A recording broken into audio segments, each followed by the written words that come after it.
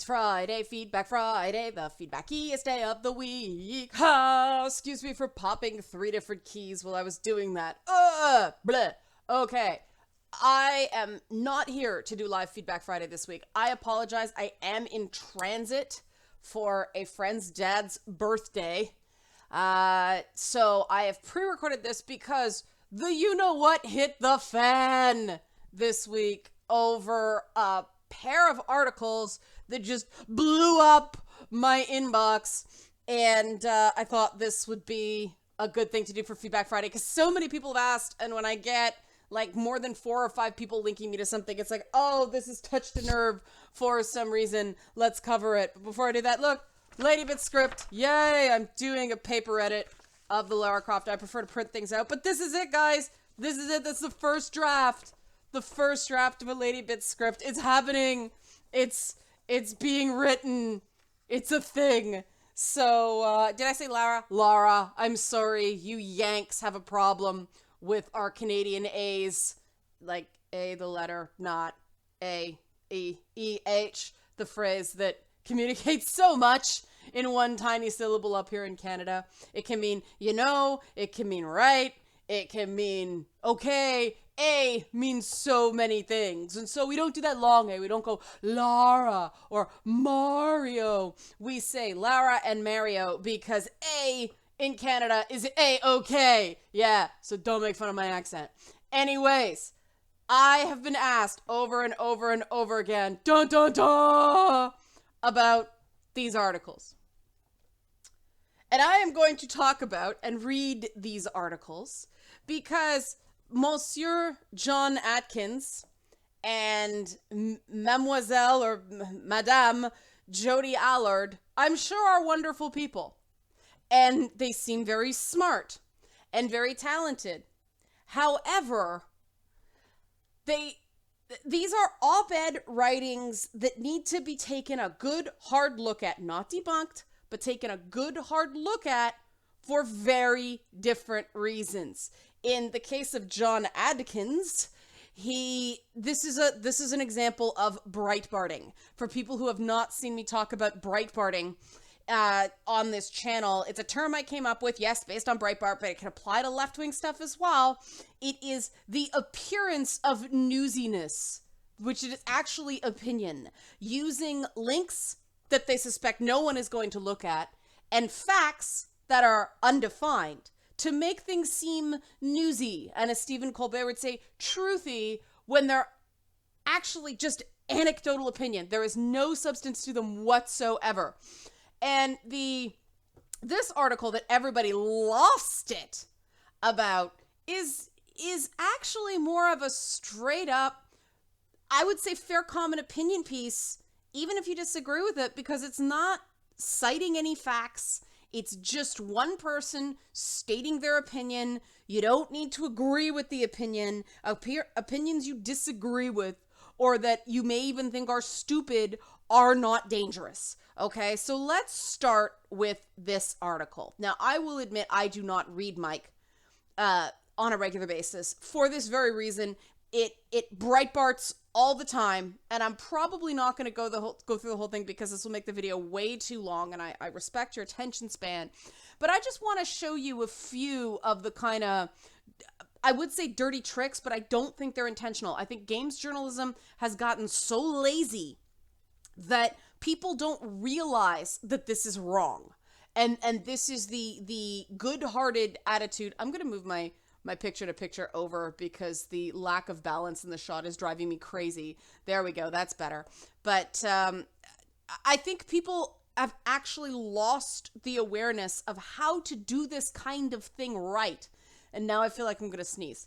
Okay, the moment has passed. So, the headline, which may very well have been set by the editor. That happens, first of all. So never, ever, ever blame a writer for the headline. More often than not, you have to fight with an editor to actually get a headline that actually represents your article instead of the article that an editor thinks the viewer will want to read. And this drives me crazy because if they have this idea that a viewer may want to read an article based on that idea. Give me the headline. Give me a writing prompt. I will write you an article. TV writer here, guys. I can write to whatever specification you want. If you had that in your mind, why didn't you give that to me in the first place and not waste my time? But other than that, you have to pick your battles. And so I'm dumb. I fight every single time to make sure my articles' headlines truly reflect what I am trying to say. I will pull an article over one word if that word is important enough to me. Sounds really flaky and artiste, right? Except I am very aware of this little thing here. You can't see it because my face is covering it. John Atkins is on the hook for what's in this article. It doesn't matter what an editor changed. It doesn't matter what title the editor puts on it. John Adkins is ultimately the one who is going to get yelled at for this article. Your reputation as a writer, unfortunately, hinges on fighting with editors an awful lot. Because editors rarely give a damn about a writer's reputation. And they just want clicks. And so writers are just as disposable as the gamers they like to beat on. They don't give a hairy damn if a writer catches crap because they put an evocative headline on something, a provocative headline, even an offensive headline on something. They don't give a shit. Now, John Adkins may very well have selected this title. I'm just pointing out to you that I don't know, you don't know, we don't know. Let's give him the benefit of the doubt because there's so much more when we get in. Talking about you. One of the things I want to point out is the emotionally evocative, violent language. Not just violent and sexual language. The way choice of words matters so much in framing something for the audience. Okay? And there are very few female developers who are public figures nowadays, especially in key creative roles like lead designer. And there are also very few female reviewers in any venue where they're being heard rather than just seen. Whereas when I started working in this business, it's so rare to see women as designers and powerful reviewers. The question in my mind is what changed and why? So it sounds to me, based on this opening paragraph, that this article actually should be, why are there so few female game devs and commentary writers? That's what this article, based on the opening paragraph, is about, okay? That is not what we have here. So let's move on. Jade Raymond was inside, and I am giving the benefit of the doubt that this is true. I disagree. I think there are actually a lot more women writing about games as powerful reviewers than there were 10 years ago. Still here, been here for a minute, and I have written for a lot of different sites. What I have found is, at least for me, why aren't there more female reviewers? Because editorial steps on your neck. It's not because of the online stuff. It's not because of the mobs. It's because of a lack of editor support. Editors spend way too much time putting their words in your mouth because they want the credit for having a woman on staff writing, but they don't want to let us off the leash. So you end up in these really uncomfortable situations with the site owner or the guy above the editor you work with, the editor and you, where nobody wants to be there. Nobody wants to be having this conversation, but because, the conversation has to be had, you're all at this point. I brought up the instance where I have a bad right knee. Okay. Some people would say I am lame. I have a weak right leg. And so I put the word lame in my writing. It was something along the lines of why gaming discussions are so lame. And an editor who looked at the work said, let's not be ableist. And I was like, oh, come on. The word lame has been the word lame has become lame. Like, I could accept if they said, can you use a more modern word? But I'm like, lame. It was the right word. And I got so offended that a person who is not claimed, has not identified as being disabled, is telling me what to think of my own disability. I pulled the piece because I got no support. And I haven't written for that particular website since. And there's a reason for that, because I did not feel respected by the editor and by the publication as a whole, because my point of view as a person affected by this word was not seen as more valid than the person who kept waving their liberal arts degree in my face. Okay, that's why there aren't more people who look different in video games, because no matter what, you have people who want to maintain the status quo. And part of maintaining the status quo is bringing in people who may check that identity politics box, but don't think differently. Because someone who looks different might be a little bit scary, but someone who thinks different to a fragile mind is terrifying. And that's very important when you start looking at articles like this. And I know I've gone a long way off the top, but this is primer. When you start seeing words like casualty, this is an indication of Breitbarting. What happened to Jade Raymond? Why was she the first casualty? Was she hit by a bus? Was she mugged? Did somebody throw a drink in her face? What led her to be a casualty of something? A comic circulated on the infamous forum Something Awful, a haven of internet gamer culture at the time, that depicted Raymond in a series of degrading pornographic situations. And this is where, in the second full paragraph, the brakes slam on this article. Okay? Because something awful like 4chan, yes, discusses internet and gaming culture a lot.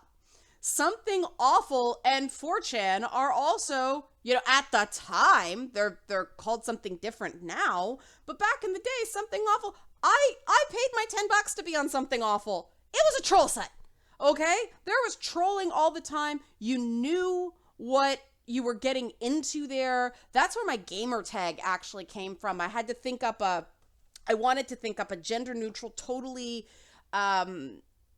not connected to anything else handle for the Something Awful forums, because I knew what it was going in, but I liked Photoshop Fridays and thought it was hilarious. But it makes it sound like Something Awful is a gaming site. It's not. It's a lot of shit posting, but they actively trolled things. I watched it happen, okay? And the 4chan Something Awful board wars were and are stuff of legend. I eventually got tired of it when there had to be an 18-character password with all this fancy. I couldn't remember it. It was so complicated because they kept getting hacked.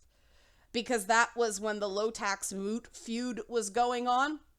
And this is the difference between somebody like me, who saw this firsthand, who actually witnessed it, who actually had a journalistic lens on it and saw the nuance of that period of time with Something Awful and 4chan and so on. And this is why it's 14 minutes in and I've barely got to the second paragraph, because I actually have knowledge. What we have here is near misses looking to frame something. Now the question is a comic on a troll site that depicts possibly the most prominent female game developer of the time in sexually compromised situations, does this classify her as a casualty? Or is this just annoying? And we have to wonder, you don't see all the, the Gaben stuff that goes on in the exact same stuff. I mean, God, Gabe and more on him in a bit, but that guy has had so many, memes about his weight, memes about various things. I mean, shall we bring up Dorito Pope to pivot? You know, there have been not nice things about lots of different creators, but do we refer to Gabe as a casualty? Do we refer to Dorito Pope? See, I don't even know his name.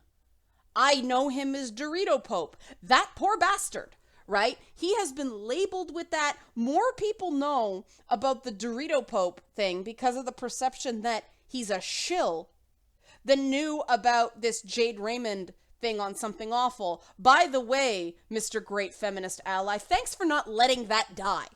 Thanks for bringing this up, 10 years later to remind Jade Raymond that no matter how much she accomplishes, she's got her own development studio now. No, Jade Raymond, you are a casualty. You are a victim. And the so-called male feminist allies in gaming will never let you forget it.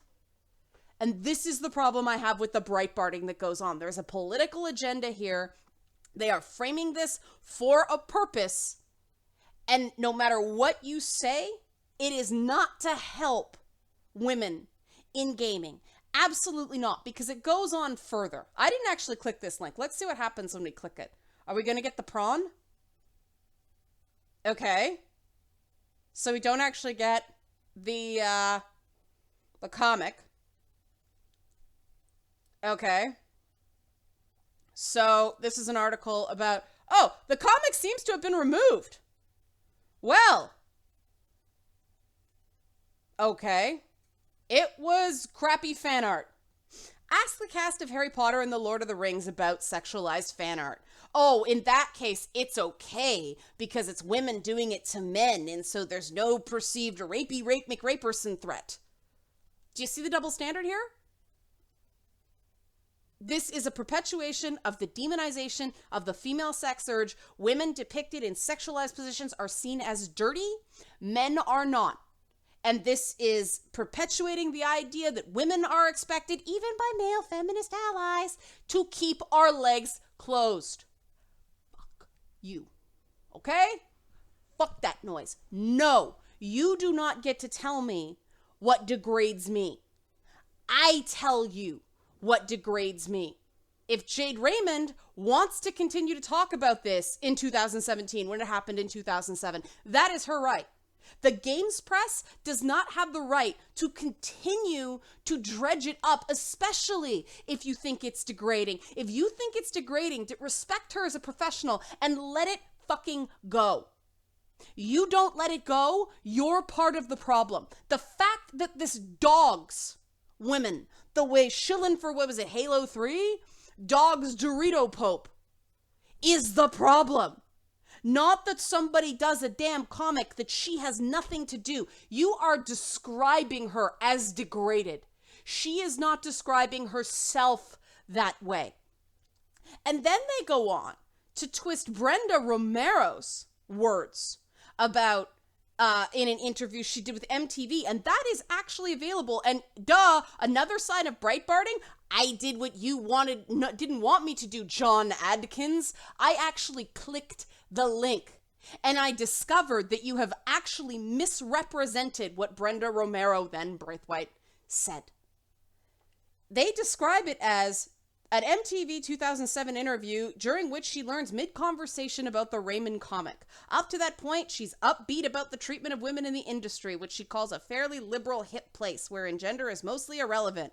And then they describe her as clearly shaken, starts to recall the many smaller instances of gamer culture, not individuals that are aberrant from the culture. The culture is suddenly bad.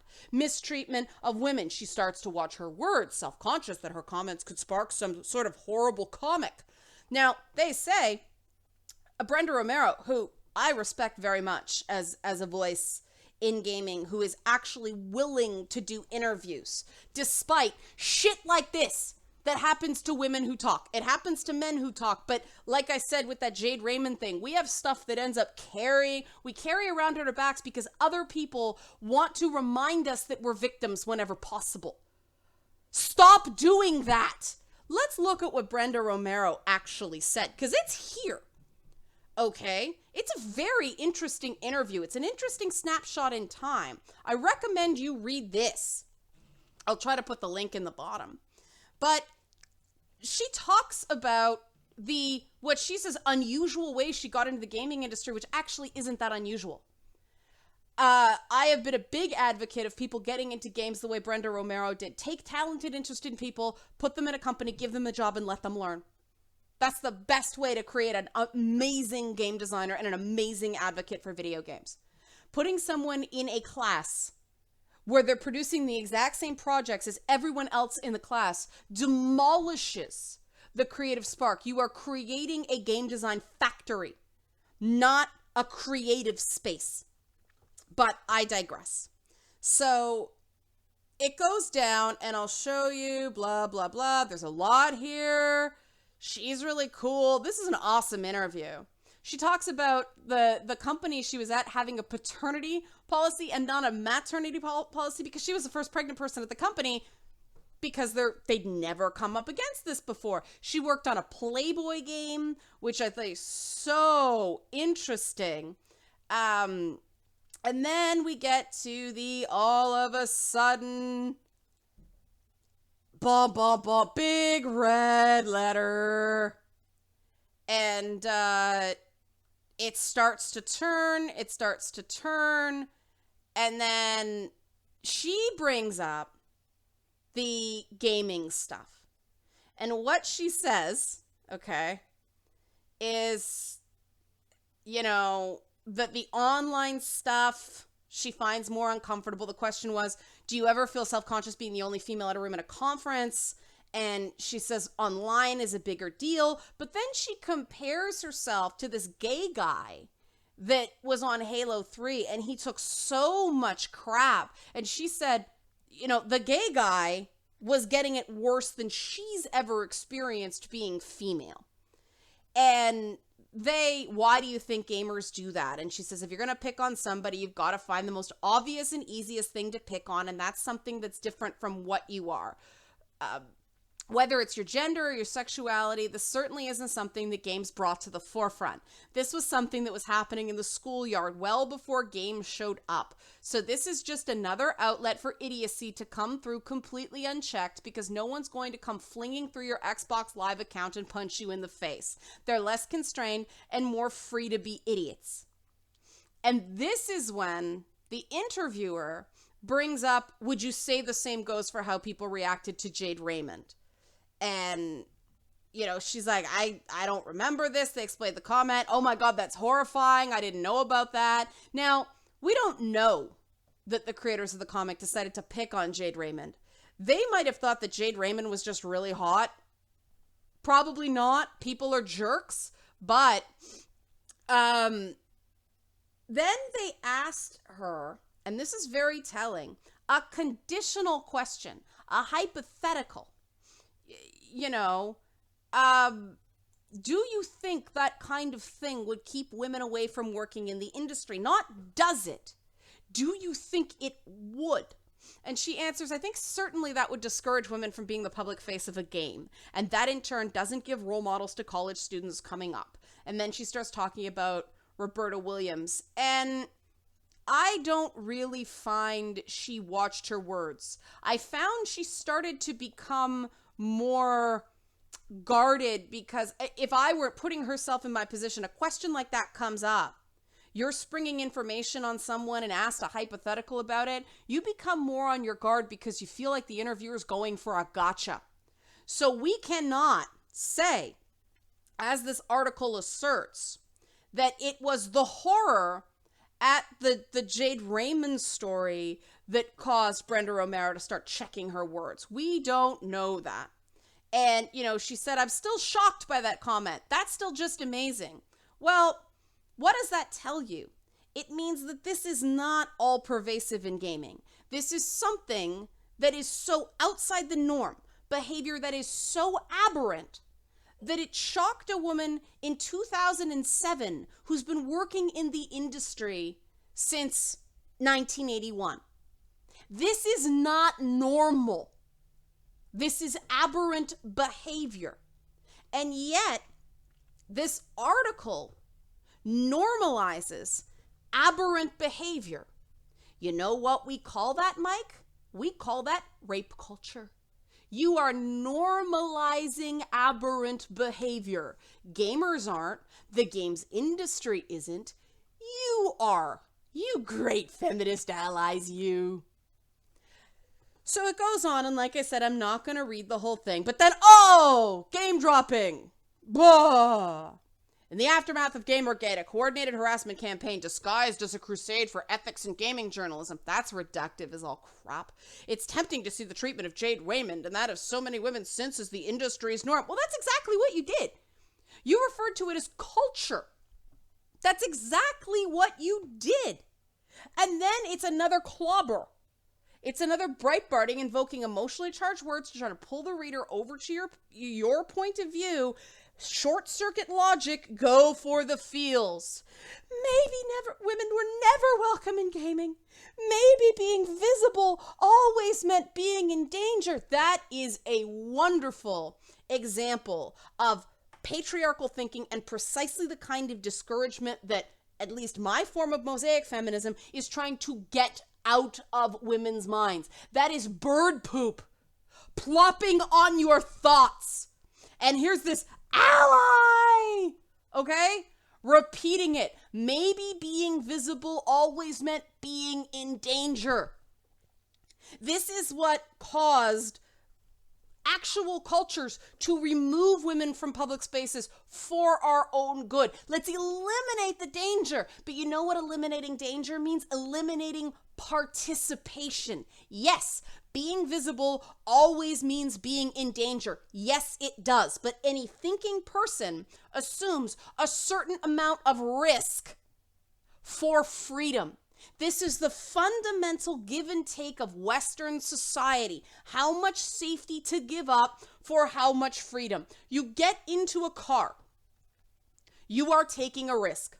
It's a fairly small risk, but you are taking a risk that that car could crash. If you never want to be involved in a car accident, don't get in a car. You drive, you are risking being responsible for that accident. But we don't think, I am doing something potentially dangerous. We think, the risk is relatively low. Here, we get on a plane and we all think, what if it crashes? This is mean world syndrome in action, okay? You are far more likely to be involved in a car wreck than you are a plane crash. But people think a lot more about plane crashes than car wrecks. Except in certain neighborhoods in Montreal. Those are terrifying to drive in for me. I will not. Someone else has to do the driving. My skill at driving outside a video game is not good enough to drive in some of those old city Montreal streets. But I digress. Okay. This is mental framing. Like I said, this is bird crap in a woman's brain. You are polluting people's brains with lines like, maybe being visible always meant being in danger. I have spent a huge part of my life deprogramming precisely that thought. If you really want to help women in gaming, you stop phrases like that right now. Got it? We all understand? Let's move on. Then they bring up Old Man Murray. And they do an inversion of cause and effect to, for some reason, blame Eric Wolpaw, who I have never met, but Wolpaw's Law is legendary, and Chet Felizik, who I have interviewed. I interviewed him for Left 4 Dead 2. And they tried to pin, first of all, they said they invented the internet and quoted Brian Lee O'Malley. Sarcasm not detected. Everybody knows Al Gore invented the internet. That was sarcasm too, by the way. But they try to take a website that was the snapshot of the time. And yes, they go way too far. They go way too far in going after people like Roberta Williams. Very nice person from Kotaku in Action dug up the Roberta Williams article, and it is way over the line. It was basically kicking her while she was down because she did an interview. And this is why a lot of people who had a high profile failure and left gaming, won't do interviews because of these damn gotchas. It was cruel, and it was unnecessary, and it unnecessarily touched on her gender. It was over the line. But when you're doing that sort of crude humor, that happens.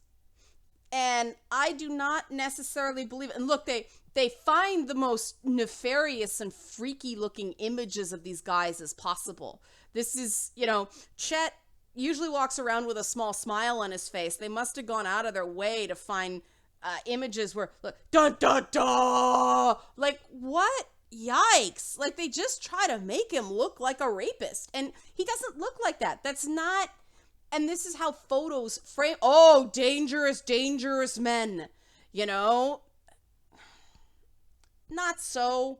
The most disappointing thing in my Left 4 Dead 2 interview is the answer to every creative question I asked was, we did a focus group. It's, there's a bit of keyboard warrior thing going on, I guess, that there's not, they're not the most outgoing person, and then they get behind their keyboard and dirty word, dirty word, dirty word, vent, vent, vent, vent, vent, vent. It happens, right?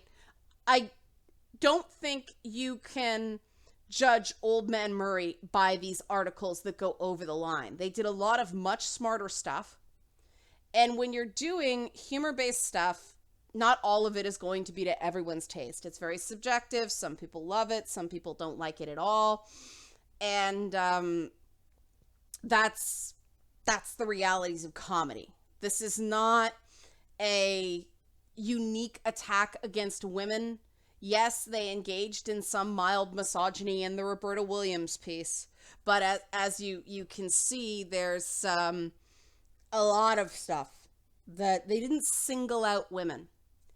And there's a real difference between somebody who has a unique and burning hatred for a particular group that actually will probably hold a person back because they have,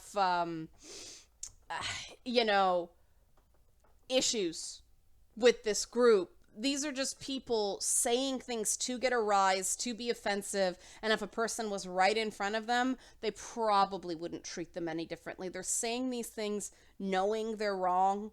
You have to at some point grow up and determine, do I really believe this stuff? And if I don't believe this stuff, why am I saying this to be cool and fit in? This is the grown-up point that a lot of us cross. But you can't crucify the young for being young.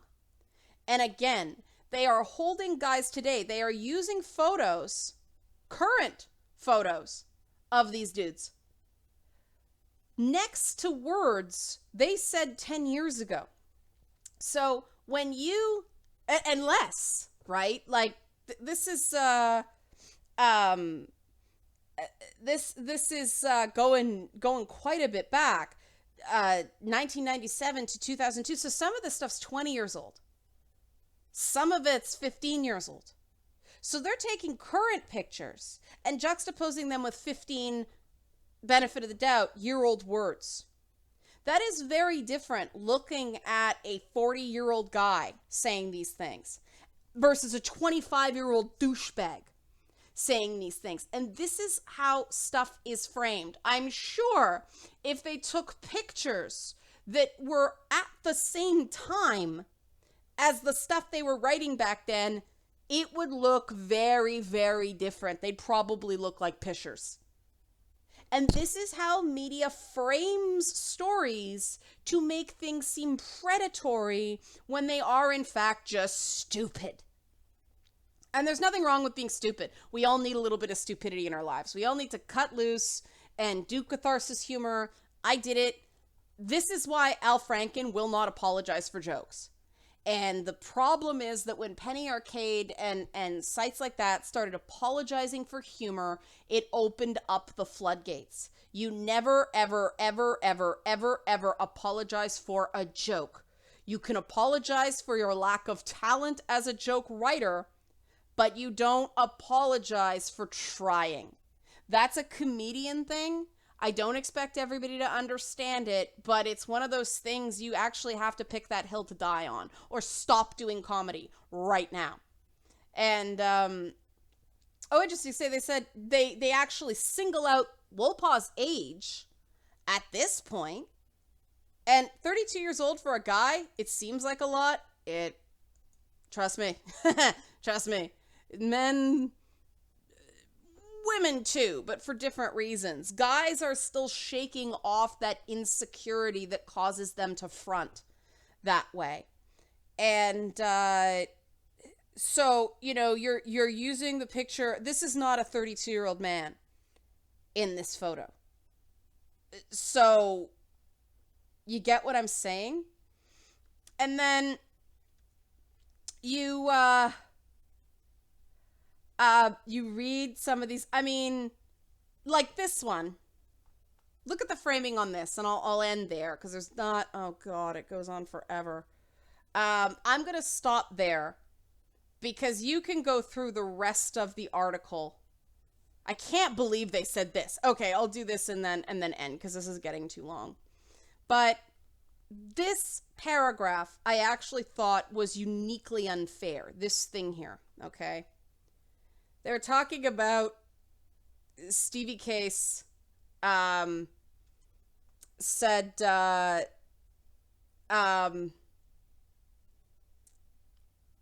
where is it? There's an explanation. This is obviously this is tongue-in-cheek, okay? And this is going to be hard to justify because of the way it's framed. It's, Leanna, how do you defend it? And this is Breitbarting. They take something that is actually relatively harmless, but because they took it out of context and pulled it away from the rest of the article, it's very, very hard to defend in isolation. I have had comments of mine isolated in this regard too, and it sucks because people are already primed. Even if you show them the original now, they're not going to see it the same way as if they did coming into it cold. Because what I get here is that they're calling it ironic misogyny, but it's really not. Since Stevie's obviously aware that Playboy is primarily a masturbation tool for men, I hope she won't feel any less empowered. That's where the tongue-in-cheek kicks in. When I respectively request that she include a few shots of her ass. I admit I chuckled on this because he's kind of going... He's playing against something. And if she could make sure that her ass is glistening with sweat or water from a hose, that would be great. This is a sex-negative approach, but let's see in context. Here we are.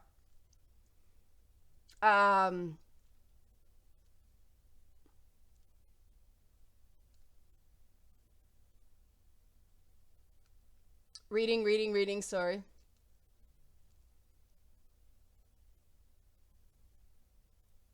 This even seems out of context.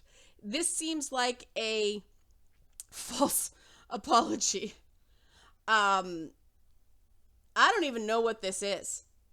And when you see the spew in context, what the hell is this?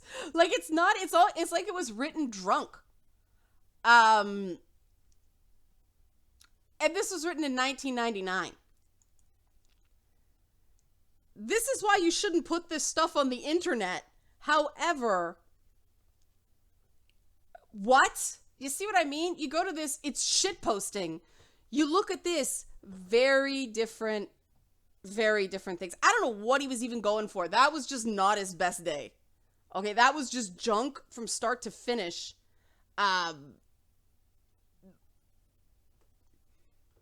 People like that. Some people like that because I think it makes them feel less bad about their own dark thoughts.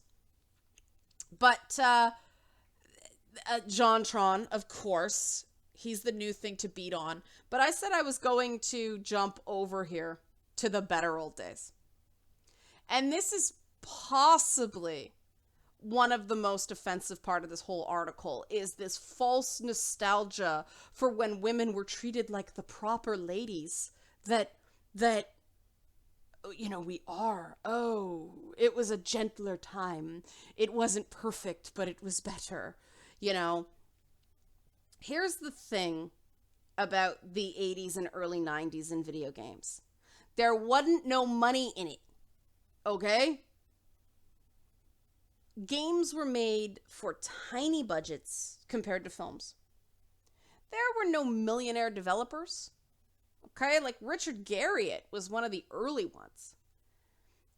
Remember when Doom came out? You might not if you're too young for that. That's not your fault. You can't help that. Doom was the first level with shareware. And a lot of the games that I ended up playing were shareware games. They were copied onto those 3-inch floppy disks. And you got this little pop-up. If you like this game, mail $10 to this address. And most people didn't.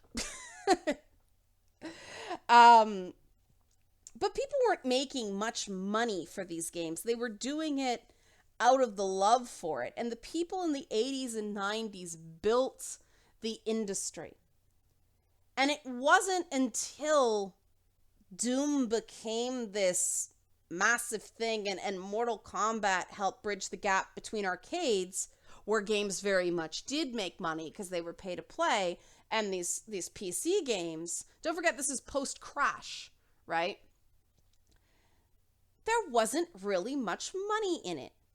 And we know that when there isn't a lot of money in something, say computer programming back when it was seen as a clerical job, you have more women in the profession.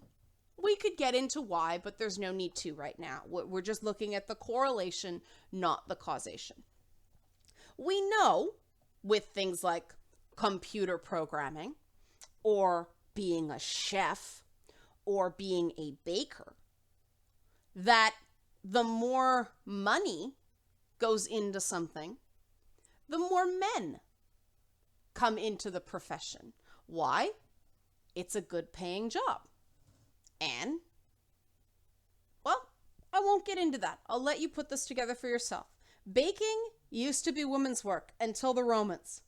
The minute baking became something you could get paid for, the baker became a masculine trope. Same with cooking. Cooking, you think of mom at the stove, right? Chef, you think of man. Why? Chefs get paid. And the same thing happened with computing. Go watch Hidden Figures. Those were computer programmers, people. But they didn't get paid shit, so it was acceptable work for women. The minute money started coming into it, that is why we lose the women in something and get more men. Conversely, we find that in sciences like biology, where more women come into it, the pay rates go down. So places like physics, types of sciences like physics where there are more men, higher pay than biology, where they have, the closest thing to parity you're going to get in the sciences. And my stepdad was a biologist, so this hits home. And, one of the things that he complained about was the different pay scales for different sciences, because he was turning 70. He didn't want to go back in and renegotiate. He was almost done. So we know this. Why? We can speculate till the cows come home. We know this happens. So we don't have to hang it on a website or a badly understood revolt within gaming. There were very few women in gaming before Gamergate happened. But the numbers are increasing. In fact, the number of women, the percentage of increase, the rate of increase, that's what I was looking for, of women in gaming is exceeding both film and television year to year right now. Of course, we have to watch the AAA games versus indie games because, again, you see a lot more women in indie games, a lot less money in indie games, a lot fewer women in AAA, a lot more money in AAA. This is not a coincidence. These are correlated things that we see. And notice I say correlation, not causation. I do that deliberately. But the assertion they'd never faced any kind of discrimination back then, why would they face discrimination? There's no competition. There's no money. It's piddly piss pot stuff back then. Everybody's just hanging out.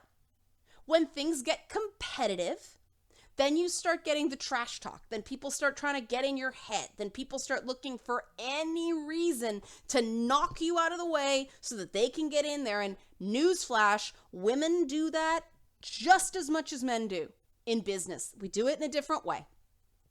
Part of the reason I went independent and when I'm going to make shit money for a while and build up my own profile because I got tired of all that nonsense. No matter where I went, talk radio, music, television, male, female, teen, adult, senior, kid, it's cutthroat because there's money. And if you'd want to get off the cutthroat merry-go-round, you got to go where there's no money. At first, which is kind of what Nintendo did. They blue oceaned it and everybody went, Nintendo's dead, and boom, right? They're doing super well on various pillars because they went where people weren't smashing into each other like rams in heat. You see that one with the ram in the car? They're butting that insurance, that farmer's insurance. We are farmers. That one where the ram is like banging against his own. That's what happens when there's a shit ton of money to be had. In a industry where the quality of the products is very, very subjective. What makes a good game? People say one that's fun. What does that mean? This is why everything's so douchey in gaming. Okay? I mean, there's a word, douchebag. Do you know what that is? Probably not, other than kind of a jerk guy. It meant something very different back in the day, and I'm not going to describe to you what it is because it sounds insane.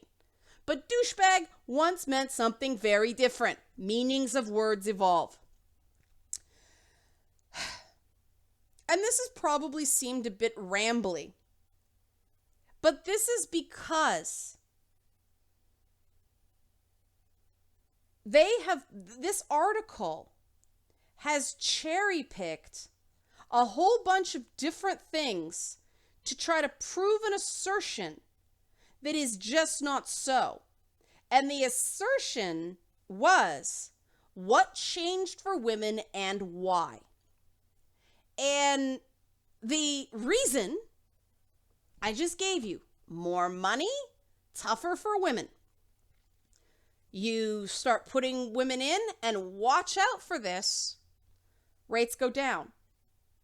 And so you can understand, since people want to make as much money as possible, there is going to be some hostility to anything that comes into an industry that drives wages down. Now, I am not saying that this is fair or that this is a good thing or that we should blame women because there's still, don't freak out, systemic sexism when it comes to wages. And you can explain away this all you want, that women don't negotiate, that this, that. For every study that says the problem is that women don't negotiate, another study that comes along that says women do negotiate and they get a more negative reaction. So we can't give simple explanations for this. We just know that less money correlates with more women in a given line of work. And we know that when more money comes into things, the number of men doing it rises, the number of women doing it falls. And that's what's happened with gaming. That as the numbers, the amount of money that a game could make, the amount of money the industry was making was surging. Gaming took on a much more masculine face, the same way baking did, the same way cooking did, the same way computer programming did. And now, unfortunately, we're in the mature sciences phase, where biology, chemistry, more women are going to come in, and wages are going to start to slowly have downward pressure as a result. Does anybody like this? No, no one wants to take less money for doing the same job. So there is going to be friction. You want to stop this friction? Merit-based hiring, good management, less internal politics, and employees that feel secure in their roles. Not that they will never get fired, but the idea that if you do a solid day's work, if you do your job, you will keep your job. You will not be treated like a cog in a machine the way so many game developers of all genders do. If you feel secure, you are more benevolent to the people around you. The intense hostility in gaming, we can study this. This is just my theory right now. But based on what I've seen over the course of, wow, I got into it in 99. I started sort of poking around same time as I started doing Fromage, which was 99. And then around Halo 3, I really jumped in. But I've been doing it that long. So I have seen the desperation ratchet up. It was never especially secure. But you see these mass layoffs and people having to uproot themselves to move to another studio, and Singapore, Poland, all over the place. You're globetrotting, moving from place to place, because other than Ubisoft during the last sort of industry contraction, who actually lost money in the short term to keep their staff and retrain them in more modern technologies so that they could come out of the gate even faster when the industry recovered. And reasons to be afraid about the hostile takeover of Ubisoft, that's at the top. Their corporate policy during the leaner years was very, very important. Well, EA and Activision and all those companies were laying people off. Ubisoft retained their employees. And then they came storming out of the gate with IP after IP after IP after IP, and that doesn't just happen. Now, there's a benefit. You just have to think long term. Ubisoft didn't do that out of the goodness of their heart. Ubisoft did that because they were hiring people, because they were a little upstart studio. They were hiring the people that Activision and EA let go and taking all their good ideas.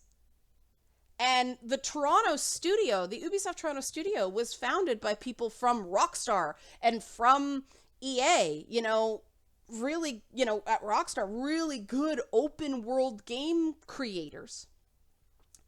And they're like, okay, why did they let these people go? You're letting go all your good ideas, all that creativity. We are benefiting from the layoffs at these other companies.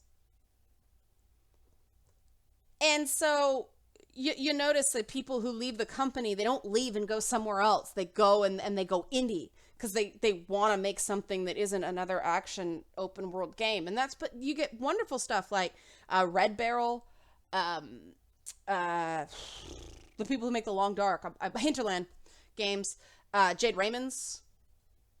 Eventually we'll see the Star Wars game. Can't wait. But they go off and they do their own thing. This is healthy industry stuff that you're pollinating. And they are now leaders. They are able to run, but they're not going to your competition. They are going into that blue ocean. And that's much healthier. And so while short term, sure, taking a more stable business model that is more female friendly despite itself because of that stability. If you're a quarter to quarter company that has to worry about topping your profits over and over and over again because otherwise the CEO gets ousted. Well, no, you're not going to attract women who want greater job security, reasonable working hours, less of a crunch, maternity leave. Benefits are important. We know that. You're not going to attract women. You're also not going to weather the shocks of the industry as well as a company like Ubi that planned ahead. And framing matters so much, and this is why I spent so much time off the top with the way this article is framed. Because how you frame a perspective, it's just like how you select a jury in a trial. You select the right jury, you cannot present a single witness as the defense and still get your guy off because you selected the right jury. If you frame an article using game dropping and modern culture of abuse and casualty and all these emotion words, if you Breitbart it, you can make people who are somewhat inclined, are predisposed to allowing you to push their fear buttons. You can short circuit their intellect and make them believe they are having logical thoughts purely based on emotion. It happens over and over and over again. And I'm going to stop there because this is long. I'm going to do the other article as a separate video. I will link to it in the bottom so you can see it, but I'm going to cut off there. Happy Friday. If you don't have another hour to go and you just want to watch this was much deeper than I even thought it was. Wow. Like,